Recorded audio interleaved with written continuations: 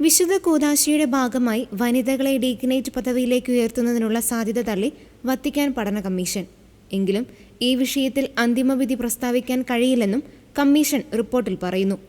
Francis മാർപ്പാപ്പ രൂപീകരിച്ച വനിതാ ഡീക്കനേറ്റ് പഠന കമ്മീഷൻ അതിന്റെ റിപ്പോർട്ടിന്റെ സംഗ്രഹം ലിയോ പാപ്പയ്ക്ക് സമർപ്പിക്കുകയും തുടർന്ന് അത് ഡിസംബർ 4 പൊതുവായി പ്രസിദ്ധീകരിക്കുകയും ചെയ്തു. ഫ്രാൻസിസ് പാപ്പ നിയമിച്ച ഈ കമ്മീഷന്റെ പ്രസിഡന്റായ കർദിനാൾ ഗ്യൂസപ്പെ പെട്രോക്കിയാണ് റിപ്പോർട്ട് അവതരിപ്പിച്ചത്. വനിതകളെ ഡീക്കനേറ്റായി നിയമിക്കുന്നതിനെതിരെ കമ്മീഷനിലെ 7 അംഗങ്ങൾ അനുകൂലിച്ചപ്പോൾ ഒരാൾ മാത്രമാണ് എതിർപ്പ് രേഖപ്പെടുത്തിയത്.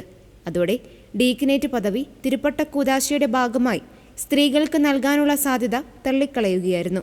അതേസമയം സഭയുടെ ചരിത്രത്തിൽ ഡീക്കനസുകൾ നിലനിന്നിരുന്നു എന്നതിൽ കമ്മീഷൻ ഏകാഭിപ്രായം പ്രകടിപ്പിച്ചു. എങ്കിലും ഈ ഡീക്കനസുകളുടെ പ്രവർത്തനങ്ങൾ വിവിധ തരത്തിലുള്ളതും പുരുഷ ഡീക്കന്മാരുടെ ശുശ്രൂഷകൾക്ക് തുല്യമല്ലാത്തതുമായിരുന്നുവെന്നും കമ്മീഷൻ വ്യക്തമാക്കി. പൗരോഹിത്യ പട്ടത്തിന്റെ കാര്യത്തിലെന്ന പോലെ ഈ വിഷയത്തിൽ ഒരു കൃത്യമായ അന്തിമവിധി പുറപ്പെടുവിക്കുവാൻ സാധ്യമല്ല എന്നും കർദിനാൾ പെട്രോക്കി അറിയിച്ചു. വനിതാ ഡീക്കനേറ്റിനെ എതിർക്കുന്നവർ തങ്ങളുടെ നിലപാടിന് അടിസ്ഥാനമാക്കി പറയുന്നത് ക്രിസ്തു ഒരു പുരുഷനായി അവതരിച്ചുവെന്നും അതിനാൽ തിരുപ്പട്ടം സ്വീകരിക്കുന്നവർ പുരുഷന്മാരായിരിക്കണം എന്നതാണ്.